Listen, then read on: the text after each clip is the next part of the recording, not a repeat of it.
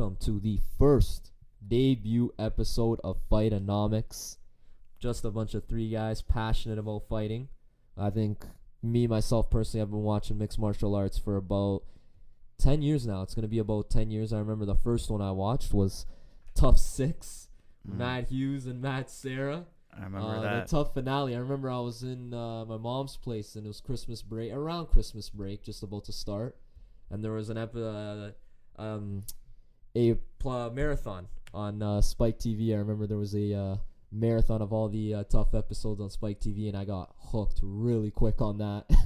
Just understanding where the fighters came from, their passion, and their stories, and learning what's a takedown, half guard, full mount, rear naked choke, submissions like the Kimura or even an omoplata. So, I mean, for me personally, that was what got me hooked on the sport. I still remember to this day was in the tough finale, Clay Guida versus Roger Huerta. With War. That was, I still remember those two guys fighting, and that was a pretty interesting fight. And I remember Mac Danzig, that's a name. He won that season of the Ultimate Fighter. So my memory's still there, but that's how long I probably have been watching the sport. And then I had to go back and watch all the toughs and all that. But that's been a while. So I'll be starting the show here. My name is Marcus. We got Daniel Youssef right here, otherwise known as Youssef. And then we got behind the scenes. Right here, my name is Young Damien, here producing Fightonomics with my brothers Marcus and Daniel Youssef. All right, sounds good. So this is the debut episode. A lot to get into. Yep. The reason why we started this is because we know there's a lot to get into. There's a lot of content. And on top of that, we've been probably doing some sort of version of this without in front of the mic for about, I know I've known you for a while, so about 5-6 years, Damien about 3 or 4 years. We'd go out on UFC nights, and we are from Toronto, Ontario. Yes. About the GTA area, the Greater Toronto area. Six side, baby. Yeah, the six side, as he likes to know it as. Yeah. So, yeah, let's get right into it. I don't know where you guys want to head in with this, but I'm saying let's get right into it. I already know. Conor McGregor business. McGregor and Khabib. Which is why, I don't know, I guess it didn't really reinvigorate my passion, but I mean, the UFC was going stagnant, so I could see why they invested what they invested into Conor McGregor. But I say let's just get right into that whole business. Thoughts on the fight, what went down. But yeah, I remember just as I started watching the sport of mixed martial arts, it sort of became, because I always played hockey growing up as a kid, sort of became that second sport that I just sort of got passionate about and fighting, and I never got nerves like how I got nerves watching guys fight and learning about fighters, and quickly GSP became my favorite fighter.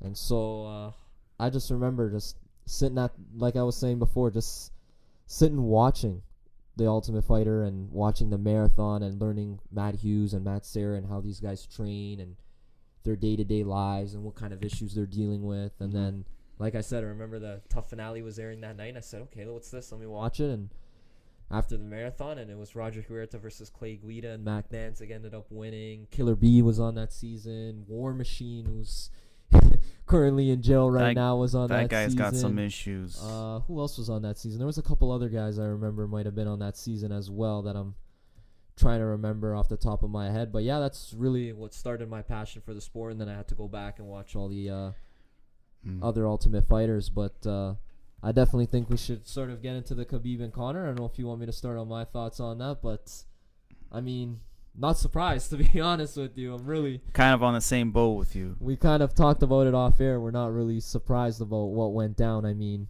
when you have a guy like Conor McGregor who, I mean, talks and talks and talks. He's a character. And that's his character, but this isn't the WWE at the same time, right? And he's an entertainer.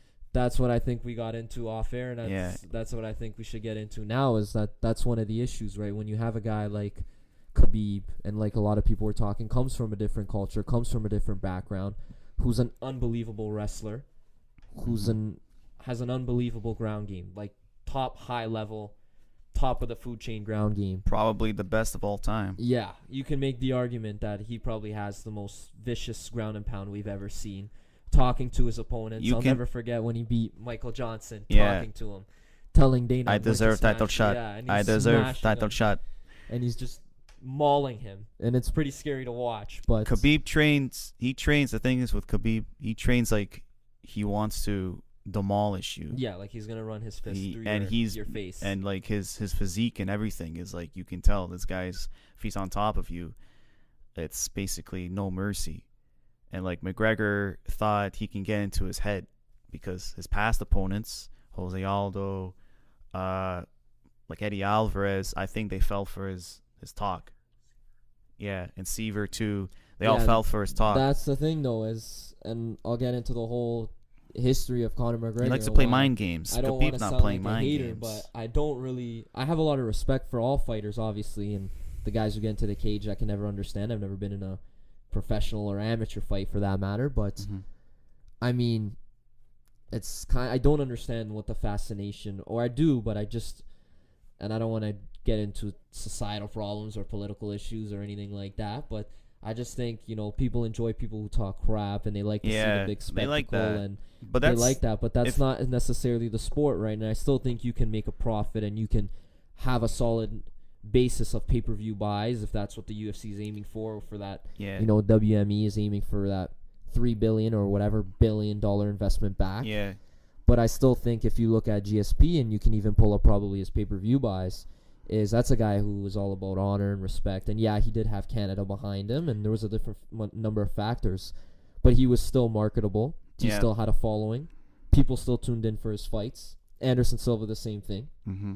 So I still think if you have the fighting ability and you have that marketability and the it factor, I still think you can be, if you're marketed the same way, I still think you can be successful. I don't, but I understand why the UFC went with Conor McGregor in the first place. Can I challenge you on that? Yeah, go ahead. So you want to say like all the antics that McGregor does is for promotion in the name of that? No, I think it is still his personality. Like, I get it. I just think that at the time, if you look at the trajectory of Conor McGregor, at the time, Anderson Silva was quasi-retired. He had a lot of issues with USADA. He was serving a suspension after the Nick Diaz fight. GSP was pretty much retired or on his hiatus until he came back recently against Michael Bisping. And so the UFC and John Jones, let's not forget about John Jones, hit a pregnant woman with a car. Yeah, for sure. Had a possession of cocaine and other narcotics and all that. So we have John Jones out, we have GSP out, and we have Anderson Silva out, the three biggest marquee stars. We need somebody. Obviously, Dana White saw something in Conor McGregor. He has the stand-up fighting ability, and we can get to the ground game later if you want to break down the Khabib and Conor fight. He does have the stand-up ability, but at the same time, I do think there's a lot of holes in his game, but I do think that it was at the right time, the right moment, everything kind of lined into place, and that's why the UFC kind of pushed behind Conor McGregor. But there's a lot of problems with doing that. But if we want to push like marketability of like complete fighters and push the aspect of like fighters being famous for their actual fight ability and their fight IQ, at the time, why wasn't Mighty Mouse arguably the pound for pound greatest fighter at the time? Because I think marketed properly by for Dana. me personally, I don't understand why people don't gravitate towards Mighty Mouse, but his numbers obviously weren't, it's the lighter weight class. Flyweight was fairly new when Mighty Mouse took over the division. I remember being in the arena. That's the first UFC event I ever attended was Jones versus Vitor. Yeah. And the co-main event was for the flyweight title, was Benavidez and Demetrius Johnson. And I remember the crowd booing. Now, I don't want to sound like I was Mr. Perfect. I didn't boo, but it wasn't the most entertaining fight, but there was a lot of high-packed action. There was a quick pace. And obviously the flyweights, there's not a lot of quote-unquote power and big knockouts in the division, but it's highly entertaining. But you got to understand, for the casual, and it's hard to break into the mainstream casual fan, there's only so many hardcore guys like us out there that eat, breathe, live, and die the sport, that go out every Saturday and plan their nights around going out to UFCs, especially the pay-per-view events, because obviously there's so many now that we can't keep up with. But I do think that it was harder, I guess, for people to grasp. I don't know why personally, but that's just the thing, right? We might not know why. For us, I know why I like Mighty Mouse, and I still watch his fights. But it's just hardest. Look at Tyron Woodley and Darren Till if you want to go back into that. They did, 140,000 pay-per-view buys? And I mean, Tyron Woodley is arguably the second greatest welterweight of all time. Yeah, Tyron Woodley, his past 2 fights haven't like. The past 2 fights against what's his name? Maya was against Maya. Yeah, he fought Maya. He fought Wonder Boy. Necessarily entertaining. No, exactly. Then this was. It shocked me too, like how he approached. And the fight Darren against Till Till was supposed to be the next. You know what I mean? And I even thought he was too. I love this post-fight speech against Wonder Boy. I'm a Darren Till fan. But yeah, I give credit to Woodley. He actually brought it. And then that's another issue with Conor McGregor, I think, is the eggs are all in one basket. The UFC just finished doing what's going to come out the official number, but 2.4 million pay-per-view buys. He does the numbers. So it's arguably we can't even argue, it is the biggest pay-per-view, the biggest fight of all time. But after that, what kind of numbers are you putting in? Like, I don't know the numbers off the top of my head. Nobody probably does.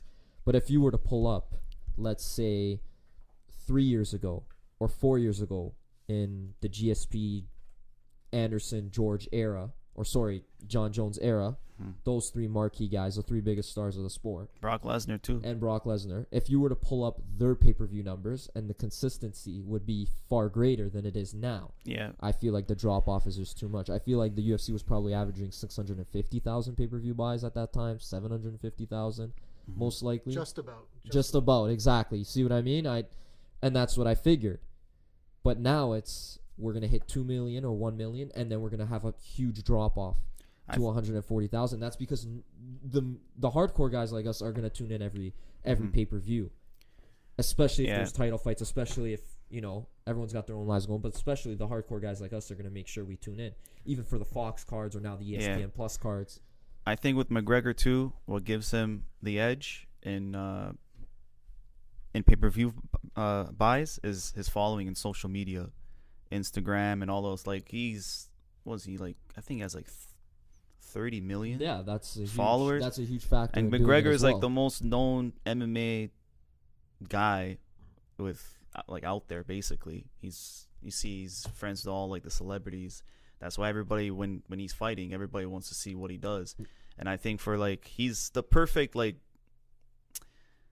for a casual fan, he's the perfect guy to go for. But then there's an issue with that for the sport in general. Yeah. For guys like us who enjoy and the are art of about MMA. The sport.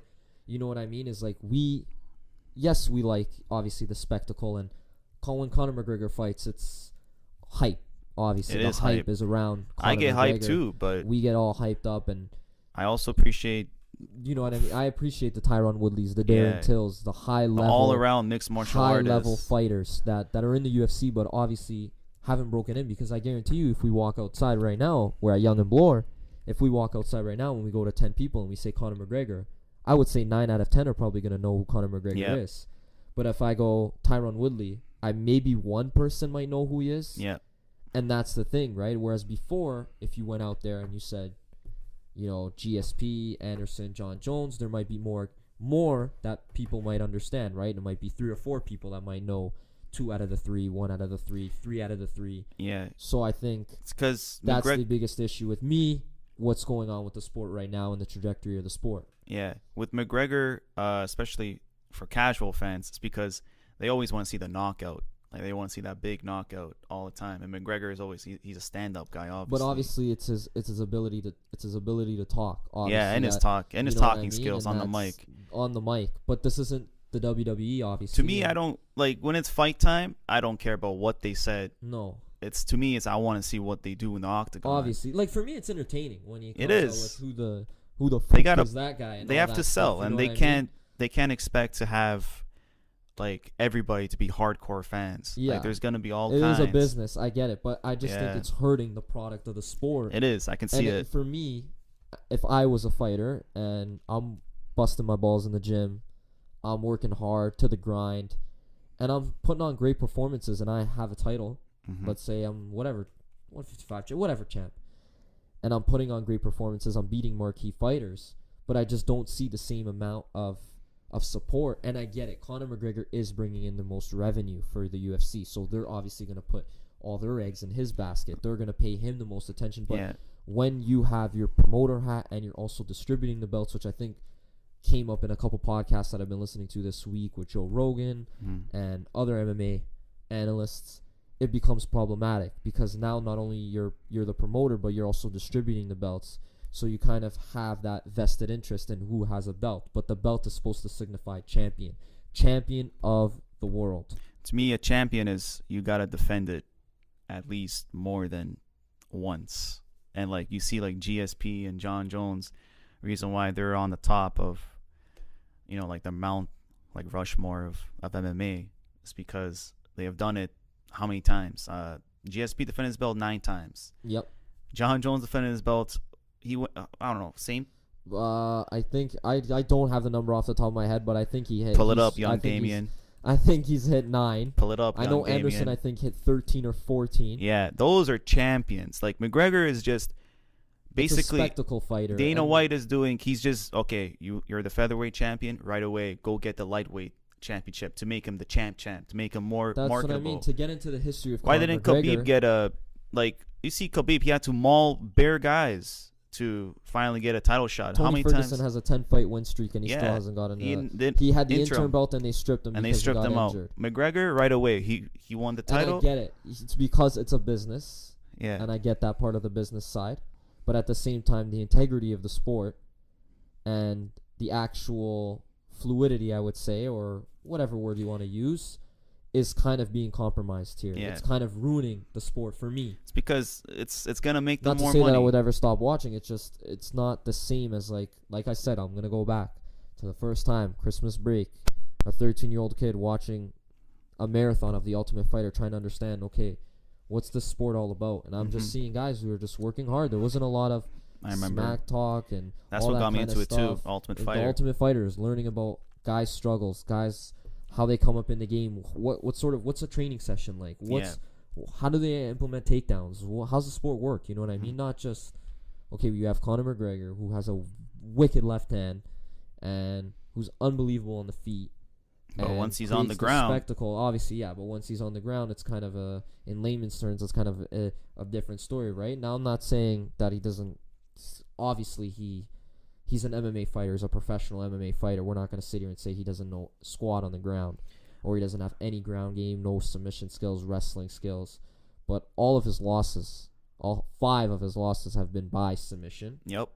Pretty easily too. When he's on the ground, the there's opponent. not much resistance. See how easy Nate Diaz. The Chad Mendes fight. I mean, he got up and he recovered, but that was Chad Mendes off the couch 2 weeks' notice. Yeah, basically. But he did show some heart there and some resilience. I'm not gonna say he doesn't have heart, but I sent you guys to watch the Teddy Atlas and Joe Rogan Experience podcast. And Teddy Atlas, one of my favorite analysts in the game because of his passion, like me, which I don't bring out often, but when the fights are on and when you get me in the mood, I can sort of go on those tangents. You go hype. A fight is not a fight until there's resistance. Yeah. Until there's something to overcome, he said. And that kind of gave me chills, not to sound corny or anything, but gave me chills and goosebumps. No, it's true. Is because that is essentially what a fight is. And that's sort of the fighters that I grew up and watched and that I loved. Is Muhammad Ali. To go back to boxing, Muhammad Ali getting off the stool, Muhammad Ali in the Rumble in the Jungle, the Thriller in Manila. So if I could just swipe the mic off, use it for a second. So going back to that Teddy Atlas interview with Joe Rogan, do you stand by his statement when he said that Mike Tyson wasn't all that? I agree. I think he was going to the extreme. I think he was very extreme in what he said. But I don't disagree with it because I understand his passion for the sport. I mean, that sport is his life. And he sees fighting how, like, I see fighting. And I've told you guys this before. And then a lot of people are like, why don't you like Conor McGregor? Yeah. And no, you're just a hater and this and that. I'm not hating on Conor McGregor. It's just when there is resistance, when there is something to overcome, countless times over and over and over again, he's failed. I've never seen a fight where he was losing the fight.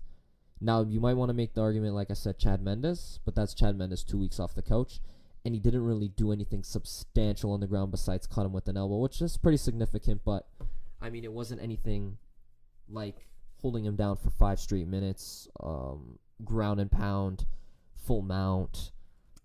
it wasn't anything I like thought he was that. gonna lose that fight. I was like, whoa, Chad Mendes is actually gonna pull this off. Yeah, me and Damien, I remember we watched that fight together, and And I was like, this is pretty impressive. and The guy, 2 weeks notice, not even. Like Marcus just said, right off the couch. And Yeah, straight off the couch from his Xbox. Yeah, but that's the thing is there was resistance to overcome, but there was it wasn't no. And that's how he won the title. Yeah, Off a guy that, playing his yeah. and that's the thing is like I said, we're gonna go back again, is the trajectory of Conor McGregor. So he comes into the UFC. But his story is Unbelievable. I respect Yeah, it. that's I respect another it so thing well. is why I've told people too. I respect his grind. I respect where he came from. I respect the fact that he had a dream, he had a vision, he had people that supported him around him that He wanted went to. from the bottom, and he didn't give up his dream, and And he he- didn't give up, and he's just. And he even now look admitted at to him. himself, even in his mid 20s, even just before he got into the UFC and got into mixed martial arts in his early 20s, he Yeah, kind so of his- was all over the place. He kind of his- didn't know. He didn't have really an idea of where he wanted to go, and he kind of, I would say he was probably admitted he was lazy at some points. Yeah. He lacked motivation, You can understand, like, but he had a dream, right? yeah, he had a dream. You can understand like why he's so like basically I don't know, full of his life now. Like he's all like he buys all the luxury cars, luxury clothes, everything. It's because he understands what it felt like to be basically probably sometimes it's probably normal. He felt like he had no hope. Some days probably felt like there's I don't know about this like but and then this is the basic And and I reward. think that's where his trash talking comes from, Yeah, right? this If is you the tell reward. yourself you're a lion, if you tell yourself you're a beast, you're this god-like figure, eventually, Yeah. you know what I mean? It's not a lie if you believe it, right? Yeah, That's what exactly. everyone says. It's all about your Facts. mindset. If you tell yourself you're going to get to the top, you will get to the top, right? Yeah, exactly. You got to make yourself believe. But at what point, and that's what people have been talking about, at what point does there become a limit? Does there become a line that you should never cross, or a line Especially that, MMA. that shouldn't be touched? Yeah. That's the thing is we don't know now. In MMA Nobody really knows that line, Yeah. right? But we're starting to find out that there's consequences for the Yep. way the UFC is operating. There's consequences for Conor McGregor's actions and his talk. We didn't even get to him throwing a dolly through the back of a bus. in the back of the boss. We didn't even get into that part. Oh man, We're that just was- starting the Conor McGregor trajectory. Yeah, I think, and I don't, and there's he lots ran to get into, but I don't he mind. ran You into know, a beast in Khabib that didn't. You can tell he did not like what McGregor was saying and doing. Like he didn't like. Basically, you can tell Khabib was coming from the hardcore side of fans. He didn't yeah, really he's like, sort of a yeah. purist. MMA purist should like Yeah, Khabib, right? he's The guy like, who's about this- respect, this- honor, like it shouldn't be about this. Basically, is and what, you he can tell is by the a way mixed he martial fought. artist. I mean, look at the stand up now. Yeah, looking back and in the moment of the fight, we're like, holy, Khabib just rocked Conor McGregor. What is going on? Yeah, Khabib just rocked Conor. that was. But if you look back, it's the threat of his takedown that led to it, but that doesn't take anything away from Khabib. He still landed the most Worn him down significant shot first on the 2 feet rounds. against Conor McGregor. And if you told me that before the fight, I would have looked at you like you're an alien, and I would have said there's I no think way. if Khabib stood with him in the first round, probably wouldn't Wouldn't have been. Yeah, And that's what I but mean. he Perfect game plan, right? Perfect game plan. He did. And he what a was- performance. Yeah, Like, you can tell Khabib this is what he wanted from time, and he was prepared to do anything. Like you could tell he was prepared to kill McGregor. Like he was ready to go there and just I'm gonna smash this guy. but And that he did. and that's And then the thing. McGregor, you can tell after the fight was done. There's that picture. There's a picture on Yeah. Twitter. It's everywhere. He's just lying down. You see. Or he tells him it's only business, right? Yeah. He tells him it's It's only just business. business. And Okay, Khabib let's is talk. smashing him. Let's talk. Let's and talk. You want to talk? And he's Let's hitting talk. him with lunch pails in the head. He's And hitting them. That's crazy, man. And then you saw he. But it Khabib isn't spit only on him. business, right? It Yeah. isn't only business, and that's the thing is. No, you can't you say threw a some dolly things. through a bus, and you're saying certain things. It's not business. This isn't the WWE. You're not Yeah, cutting exactly. a promo. These are real people, real fighters, real human beings, and this is sport. And you're getting into the cage and you're hitting people with real shots, elbows, kicks, punches, knees, whatever. There's consequences for what you say, obviously. And sometimes when you cross the line with family, especially like, GSP said on Ariel Hawani's MMA show, Khabib comes from that different culture, right? Yeah. He grew up in Dagestan, in Russia. there's a different culture there, different mentality. What you say, you have to be responsible for. You don't mess with There's those a guys to respect that factor, extent. right? Yeah. And like some guys here understand, and we're taught here, okay, you know, it's just words, whatever, you know, we're not supposed to act on it. But Khabib comes from that different mentality. Whereas if you're gonna say something, that's what you mean. Well, then you're gonna have to either talk with some respect, or if you don't, you're gonna have to be held accountable. Yep. Yeah, I don't think McGregor was ready for that. I don't think he expected that. Obviously not. No, he didn't expect that either. But I think he kind of knew where he was at. And Even like the people around McGregor too, like that you know what's that Dylan rat, Dennis. Dylan Dennis, that rat.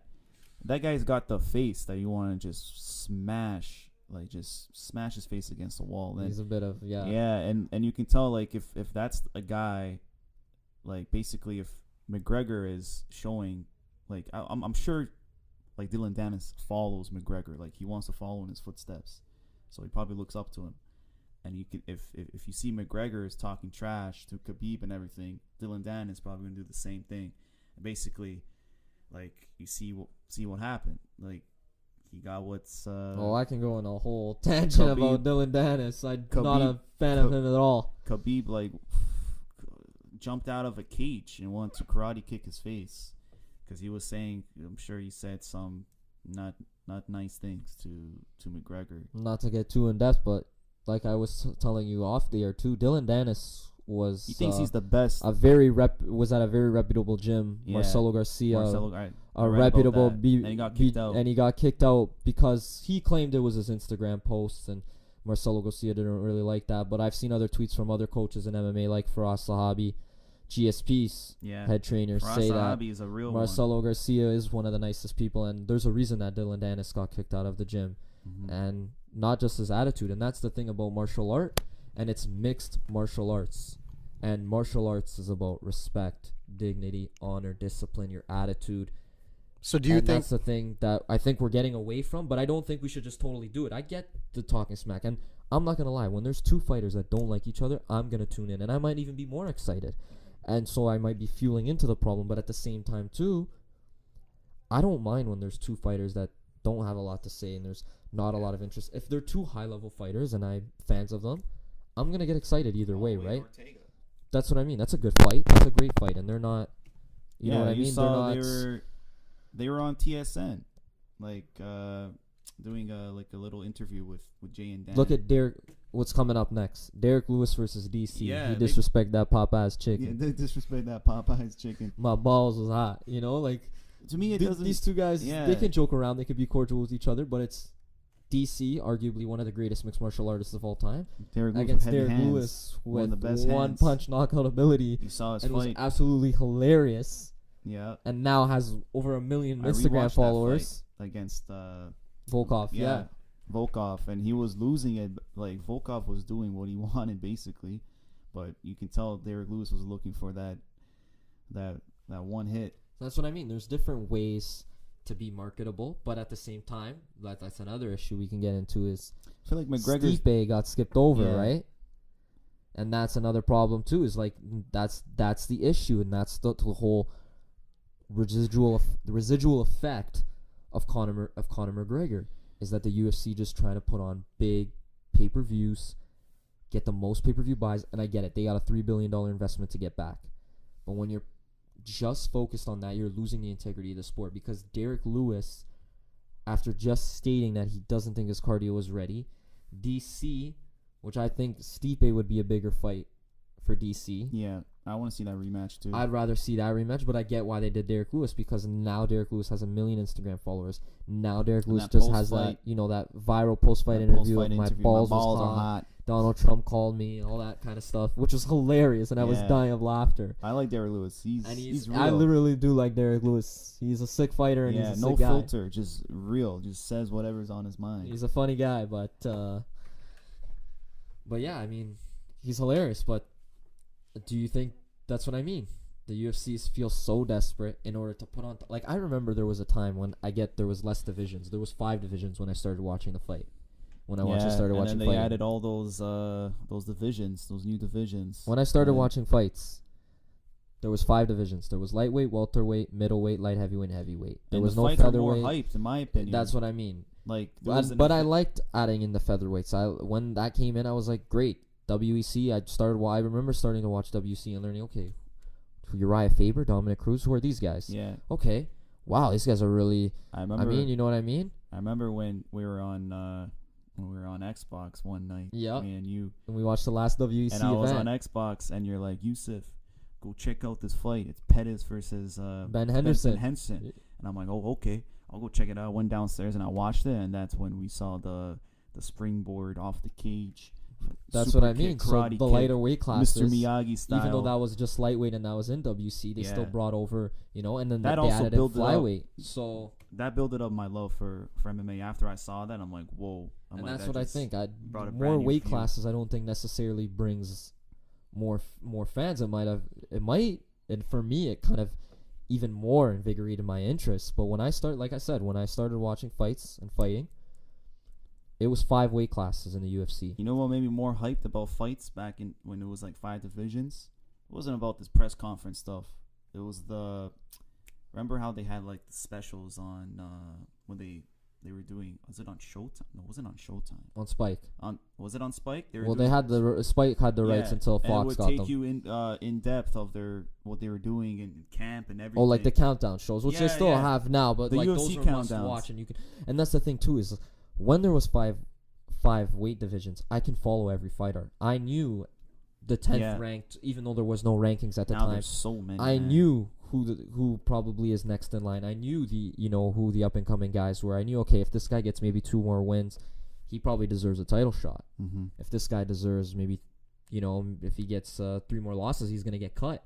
Yeah. But with now, what is there? 8 weight classes in the men's division, and there's 3 women's. There's 3 women's. There's 3 women's. I don't It's know how- hard to keep up with every single fighter. And even like it was Joe easier to Rogan, who market. commentates on fights, and he just does the pay-per-views, is constantly even saying there's a lot to keep up with, and he constantly has to go back and study why film and do his research. That's you know why what you I see mean? some champions. It's not like you see, as we said, like Mighty Mouse. Mm-hmm. Mighty Mouse, because now there's 8 divisions, so it's like it's hard to keep up. That's It the is. thing It's for way harder to keep casual up. fans and everything. So the casual fans are just gonna pay attention to McGregor. Who else? Probably just McGregor. Probably just McGregor. It's just McGregor or nothing. And Yeah, and then what about the other champions? Like you still gotta appreciate the other. we got champions. Tyron Woodley, DC, which he does get some love now too, and he probably is very I bet you marketable. some people But don't even know who the flyweight champion is now. Henry Cejudo, they Henry would not Cejudo, know. yeah, they would not know it's who- Henry Cejudo. The strawweight champion for the women's division. They wouldn't know. It's Rose.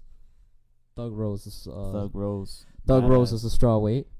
The flyweights. Joanna wanted a Joanna third is fight. fighting. That's a joke. Like yeah, you that lost was twice. You pretty ain't much a getting a joke. third fight. The same thing with Dillashaw and Garbrandt. You're not getting No, in especially my the way the 2 opinion, fights. if you lose twice to the same person, Especially the way you do no, lose. unless yeah. you gotta make like some kind of comeback, and then you get the third fight. But you can't just expect another fight after you lose twice, and But especially like that's Garbrandt lost really bad, and Joanna both fights. I don't know. I think Thug Rose. You guys can agree that she pretty much she beat her fair and square. Now it's tougher to catch. It's a lot harder to keep up. Yeah. There's, Darren Till was only on my radar after he beat Cowboy. But I'll be 100% honest with you. Before he beat Cowboy, I said, yeah, I've heard of Darren Till before. I know he's undefeated, but I couldn't even tell you who we had that draw with right now off the top of my head. I couldn't even tell you, to be honest with you. But once he beat Cowboy, that was it, right? That was it for me. So certain guys, it's like it's hard to keep up with. They need their coming out parties, which is, it's fine at the same time, but you know what I mean? And that's the thing about going back to Conor McGregor is the UFC has all their eggs in one, and that's the problem. And we'll get into boxing as well because you're a casual boxing fan. I've gotten pretty hardcore over the last few years about boxing because the best are starting to fight the best. Yeah. But when I first started hardcore understanding boxing and watching boxing, it was Floyd Mayweather, and that was it. And that's the only fight I really tuned into. I remember watching Victor Ortiz and Floyd Mayweather. I remember that fight. You know what I mean? Nobody knew, and that's the thing when is Mayweather, when the referee was trying to stop it, Mayweather basically. but Victor Ortiz kind of headbutted him, right? He headbutted him, and then The ref called a halt in the action, deducted a point, Victor and then Ortiz right has after own Victor issues Ortiz now. again tried to hug it out with Floyd, and Floyd was having none of it. Both guys I kind of see, you can make the argument Floyd, well, the fight was back on. I mean, they already embraced, he already said sorry, but whatever. I'm not going to get into that whole. McGregor's trying to be basically that's the way the I thing, see yeah. it, McGregor's trying to be the Mayweather of MMA. But that kills the sport, and that's I think Yeah. what killed the sport. As soon as Mayweather retired, we started having the best fighting the best, and what a year for boxing. Mayweather was the last year best in business of all time in boxing. But like when I watch his fights, I'm not gonna lie, he's the reason why he's 50-0. But Arguably the greatest defensive fighter of all time. yeah, like And it is art, but You for look some at people his- they don't appreciate it, right? if you look at his face after a fight, like basically he's like no scratches, no nothing. Like he's the best defensive boxer of all time. But to me, when I watch Mayweather's fights with my own eyes as a casual like boxing fan, I don't know. Like I appreciate his skill, but I would rather see like a guy like when we watch like Canelo and Triple G. Yeah, Like, obviously those that's two guys a are but that's warriors. the thing when you do have Floyd's gone out of the sport.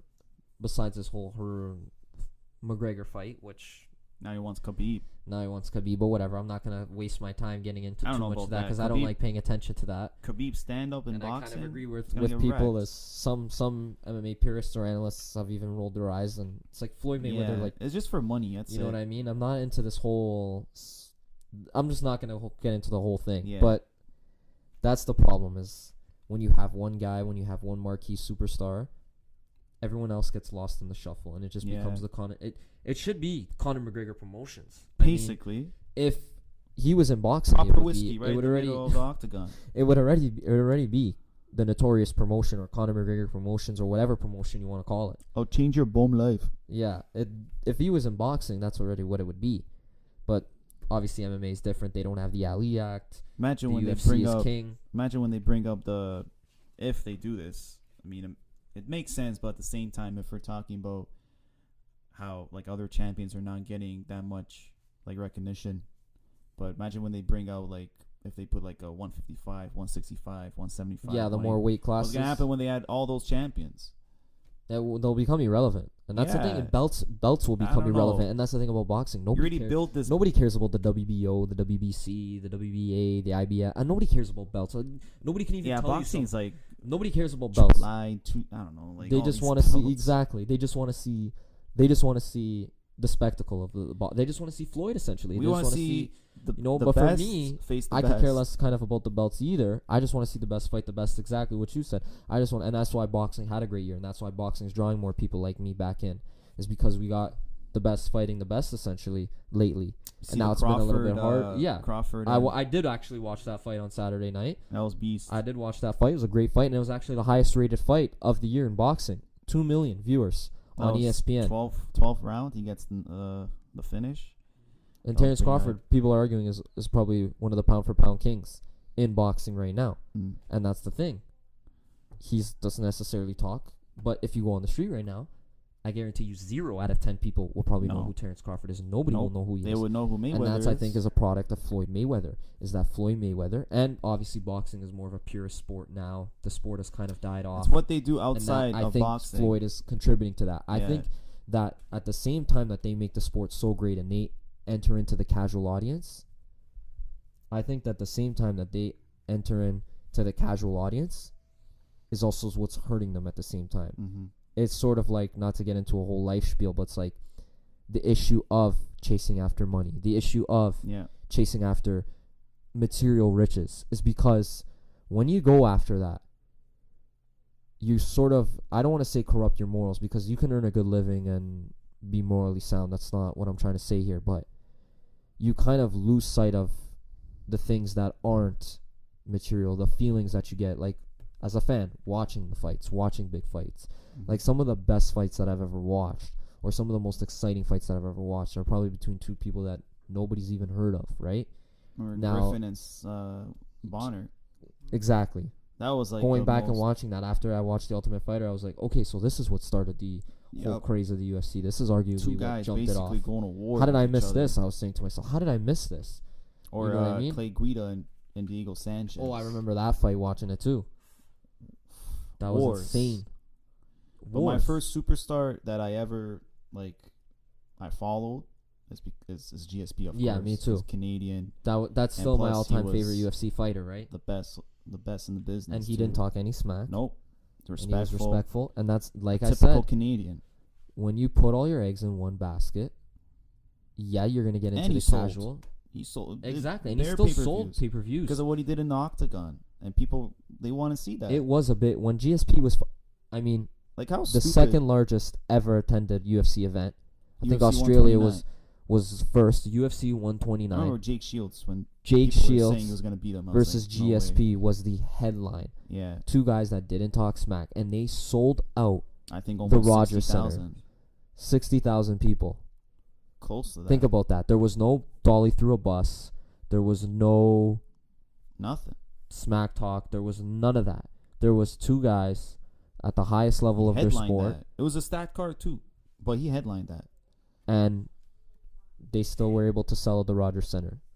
So that's where I think the issue is. Nothing about other persons. Well, Jake Shields is not really Khabib, but he didn't really say nothing. But that's what I think the issue is of where the sport is headed. And I get, like I said, I get it. It's a business.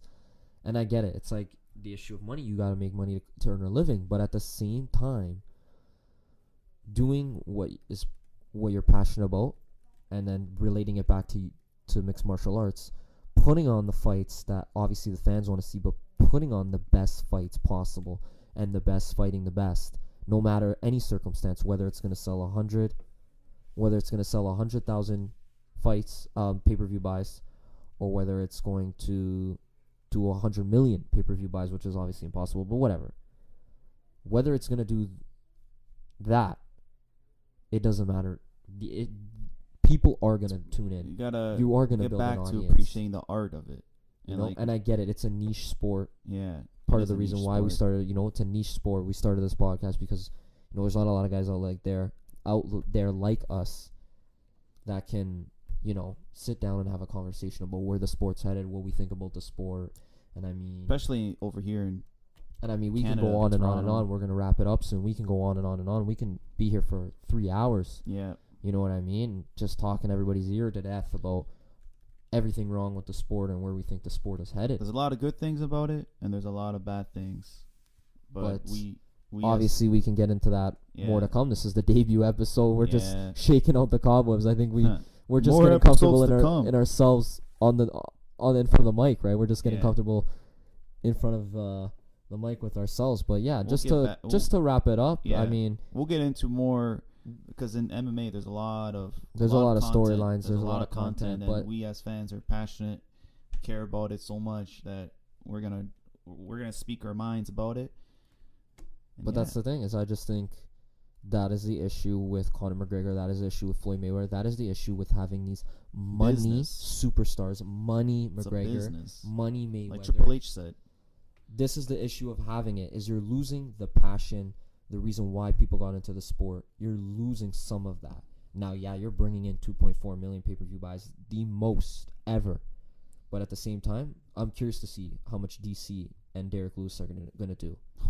400,000, 300,000. Yeah, they're not gonna touch. I don't know. Darren Till they'll and be Tyron lucky Woodley if they'll be lucky if they get 500,000. Darren Till and Tyron Woodley did 140,000. So that just goes to show you. So just to wrap it up. There's going to be more episodes to come, obviously. We're just getting comfortable, like I said. We only got 2 hours. Well, or basically, it's done now. Our time.